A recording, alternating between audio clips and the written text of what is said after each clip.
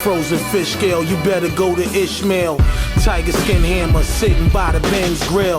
Knots of hundreds is lunch, kid. Play fair, say yeah. Feed your brother, these are one shit. Well, let's talk about the album then. F.I.L.A, is that what we call it? I mean, yeah, you could call it that. But it's acronym F.I.L.A, yeah. Which is F.I.L.A International Luxurious Art. You know, we call it F.I.L.A because the first time we ever heard that word F.I.L.A spelt like that, we automatically assume it was the clothing brand, but yeah, it's really more broken down. F meaning fly, I meaning international, L meaning luxurious, and A meaning art. You know, this was something that, you know, when I thought of the title of the album, that's what I felt, but then we started breaking the lettering down in the acronyms and really just calling it F.I.L.A. So a lot of people assumed that it had something to do with the clothing brand, which actually it don't. Yeah. Well, I read somewhere that you wanted to show a bit of a different side of yourself. So on this album, it would be more fashion, glamour, and that sort of thing, rather than the sort of harder side that we've seen from you before. Is that something that you still want to get across on the album?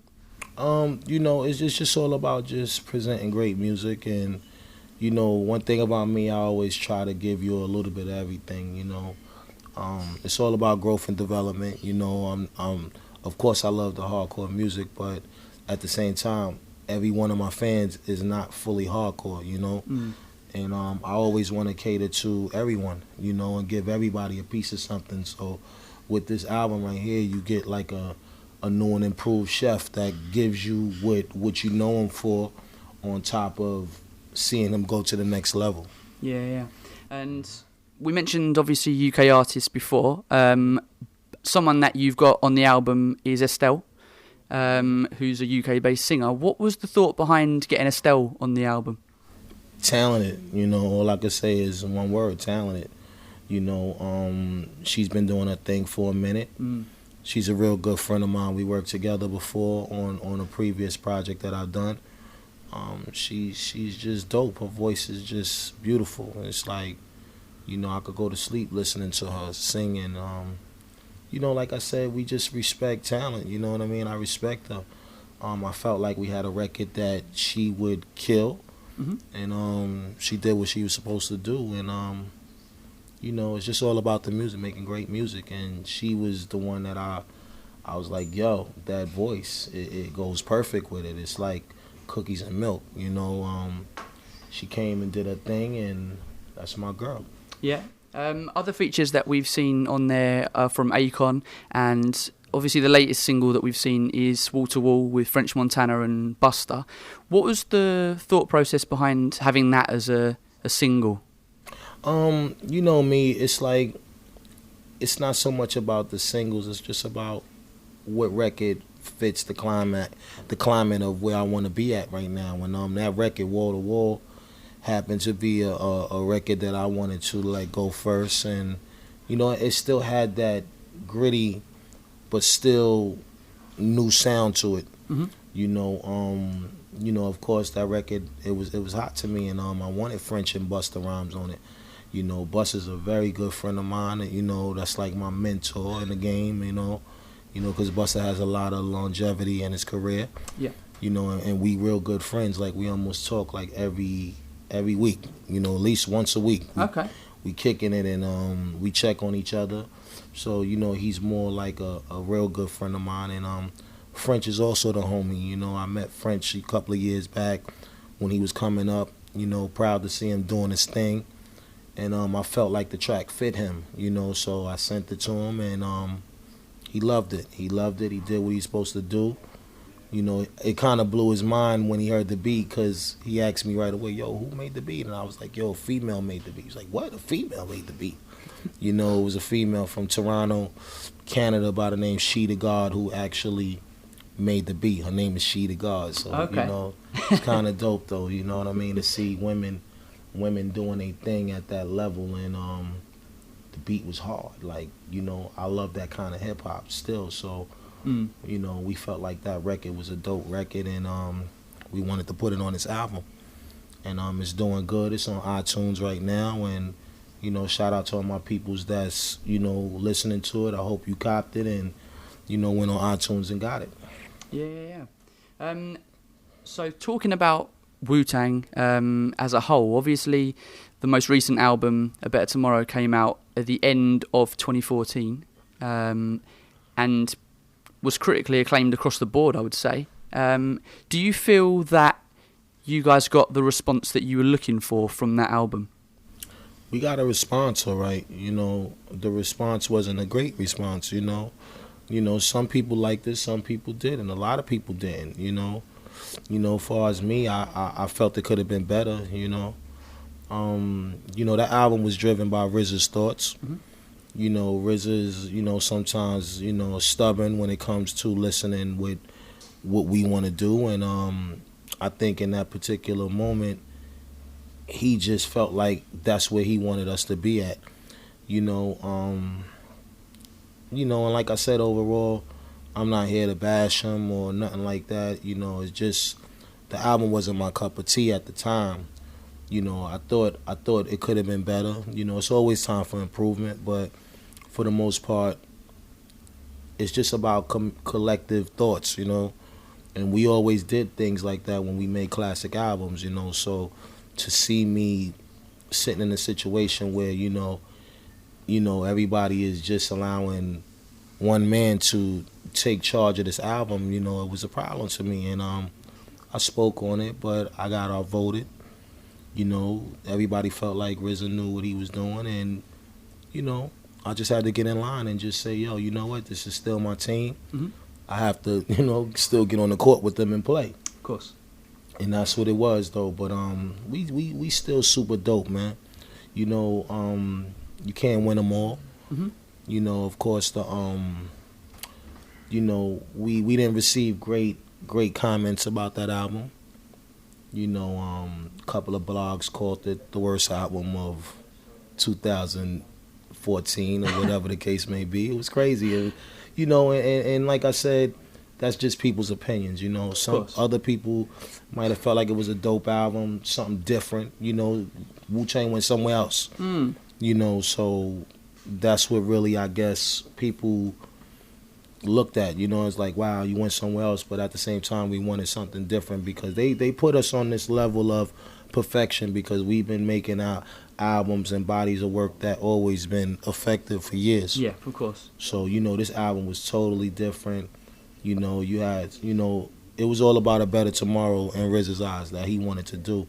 He wanted to have records up there that had a positive message and stuff like that, which I wasn't totally against. It was just that I wanted to still give the people what they know us for. Yeah, the classic Wu-Tang vibe. Yeah. Just the energy, the eerie sounds, the gritty, but also, like I said, growth still, And I just felt like it still could have been better, but it wasn't my choice to make that decision. Yeah. Well, it was, in a way, it was a bit of an iconic album because it was the group's first as a whole for a long, long time. Right.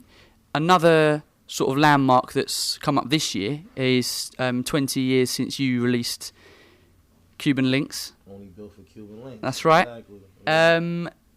Can we expect any kind of... Did you know it was 20 years? Yeah, of course. I mean, once the clock hit, it was like I knew, like, oh, shit, this album right here, is a dope time for it. And, who would ever thought 20 years later that it would still be recognized and praised, And, yeah, I definitely caught it and was like, wow. It don't even feel like 20 years, though, neither, because it don't even feel like 20 years for me being in the business. Yeah.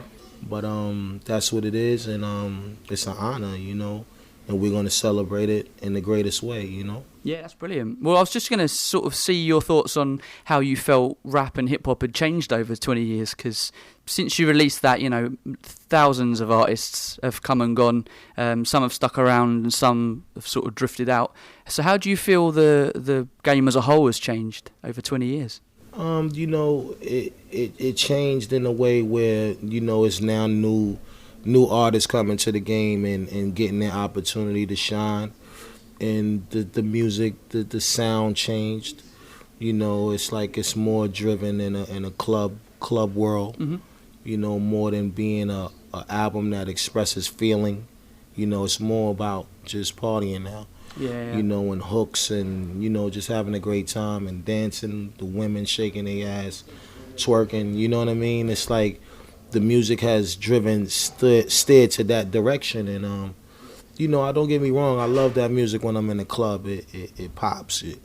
You know, it sounds good, but it's not fully authentic the way it should be when you're an artist. I mean, artists don't copy other artists. You know, if anything, we get inspired by other artists. Mm-hmm. You know, it's really all about creating your kind of artistry. And, you know, I definitely see the change, but also I see good in it too, because there's a lot of kids that's coming out that's, you know, young and having their own fan base. And when you able to get to that level of success where you have your own fan base already before you actually drop a record, that's big. Yeah. You know, and I support that because that's how we came in the game as well too. We had a big fan base, you know, internationally, and you know, that to me was kind of special though, to just see guys, you know, come through and have their own cult, and you like, wow, like this guy's got a big following. And I never heard anything from him. I only heard one song, you know. Yeah. And that's what I love. I love that hip hop still allows the artists to come in and get they just due according to what they put in. Yeah. Well, I mean, the internet obviously wasn't really around back when Wu-Tang came out. It wasn't as widespread as it is now. So today anyone can get on YouTube, make a track and possibly get a hit off it. Yeah. So do you think that if Wu-Tang came out as a new act now, you guys would be even bigger than you were? I don't know, you know what I mean? It might have been a new trend or a new sound that we would have probably brought to the table if we would have came out now, but you never know. Maybe they might have been like, nah, we don't want that right now. We, you know, because sometimes, you know, it seems like right now, like the year of the lyricist is gone, you know. Mm-hmm. And I always believed that that's what made hip hop. It was that expression. It was the way you talked or whatever. It wasn't about how you emulated what the next man did or try to be like him or using it just for money. It was about skill. Mm-hmm. And you know, sometimes I feel like, wow, how could we just turn our back on creativity? You know, is it really just all about just partying and a hook? You know, is that all we look for in music? Because I know me being attracted to the culture, it wasn't always about that. It was about that feeling, like something about this record. It goes through my body. You know what I mean? And you know, I just it's just hard to understand that sometimes. You know, but you know, of course, the politics took over the game, and you know, you have these labels that, you know, pay for their artists to be where they at based on the fact that they have strong backing. Yeah, it's much more commercialized. Yeah, so you know, you can hear something that ain't all of that, but it has a machine behind it. Yeah. So to me, that's like, wow, you know, that's where we at today, I guess. You know, when we was coming up, it was all about the fans gotta love it first. Yeah. Before we press the buttons, and we gotta see what the fans is thinking. So, you know, that's what it was at that time, but it's a little different now. Yeah. Well, I mean, from what I've seen online, the reaction so far for the tracks from the album have been really great. So I think the fans are liking what they're hearing. I am especially. So yeah, I'm looking forward to the album dropping. And yeah, when have we got a secured date for it yet? Absolutely. My album drops April 27th in the UK. You know, and you know, you guys get it first, and the next day in the States, it drops the 28th. So I'm just happy to, you know, be able to give you guys another piece of my tapestry, and it's a dope album, like you said. You know, I haven't really been, you know, hearing the response of what people felt, because, you know, for me, it's just all about getting the product done and going out there and promoting it, go see my peoples, and that's why I'm here. You know, my main thing is just to let everybody know I still care about how the world accepts this album, and I still got to be an artist, even though I'm a CEO of my company. Mm-hmm. You know, I still got to come and do this groundwork, you know, because I respect the fans, and especially on this side of the world that I rarely get a chance to always come. And I wanted you guys to know, like, yo, you a part of it. I trust your judgment, you know, and I want y'all to know that, you know, I'm an artist that really, you know, is humble and respectful to the fact that people love my music still. You know, I come out here, especially to London, I always come out here and shows is always sold out, people singing the songs. I walk through the streets, you know, I'm like a god out here. You know, what's messing with that, man? Ain't nothing messing with that. So to me, I'm forever faithful to that and embedded to that. Yep. And that's real. There you go. So we're looking forward to catching it. We're really grateful for your time. Thank you very much, sir. Thank you, bro. It's been a pleasure. And Raekwon, Gig Sucks TV, we're out.